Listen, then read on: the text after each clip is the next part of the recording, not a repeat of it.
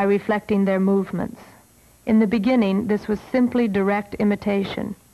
By doing what she was doing, I was trying to tell her that I liked her just the way she was, without asking anything of her. I wanted her to know that she was safe to be completely herself. Then, when she was ready, we could begin to share.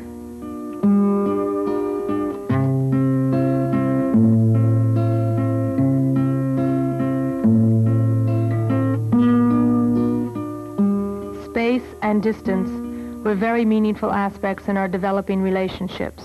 The room was large enough to allow sufficient space for the child to decide from moment to moment what the boundaries of her critical distance would be. If I intruded and came too close, she told me by moving away. And if I made the same mistake again, she let me know.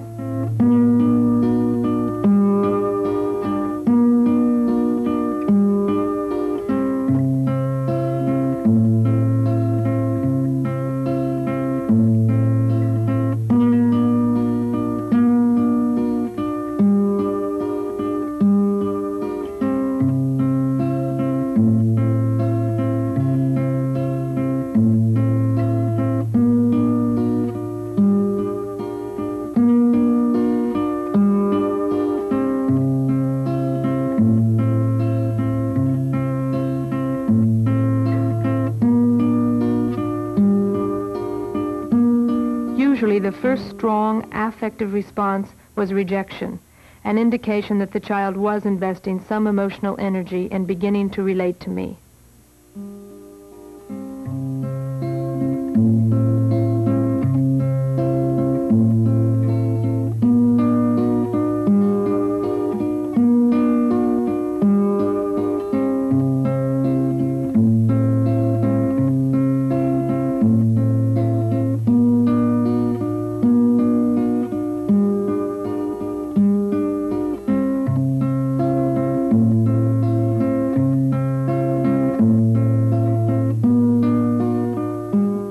The flat imitation began to fall away as the child permitted me to really move into her world, to share her feelings, though still on a body level.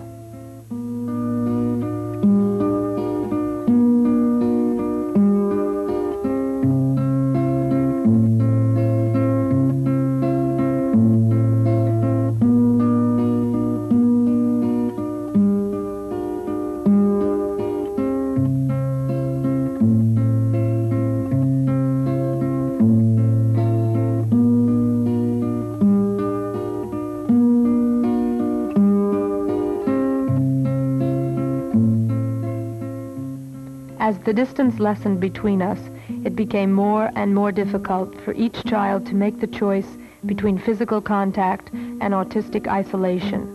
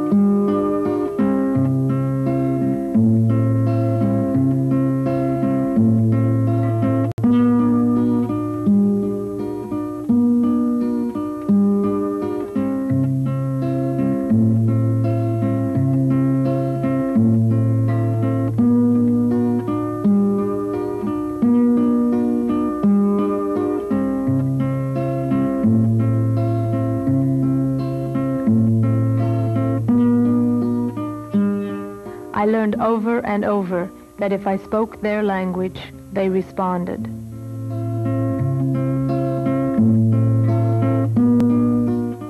Each child, within the safety of the room and situation, had, I think, begun to trust me. Up to now, she had permitted touch, but not enough to relax and become passive like a baby. Both girls were now in the earliest stage of symbiosis and spent most of their time wanting to be held. Perhaps it was at this point that they had begun to experience themselves as one of two people in a relationship, and could then begin to grow and go through some crucial phases of normal development which they missed the first time around. It is important to understand that Amy and Deborah experienced these stages in a chaotic and scattered time sequence, unlike the predictable path of a normal baby. These children then began to explore my body, just as the normal child begins to explore the mother's body. Deborah seriously investigated all parts of me.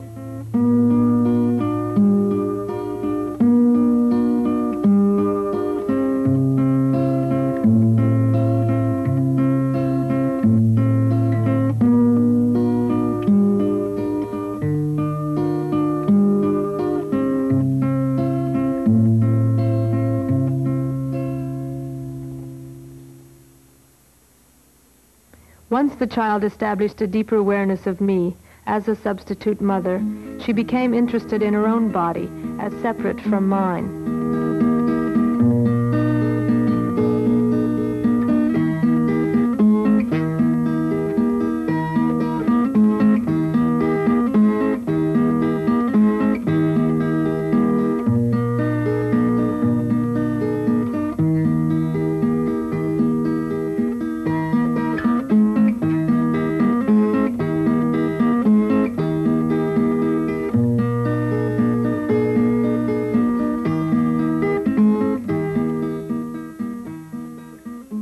Deborah now seemed to really be aware that we are two different people.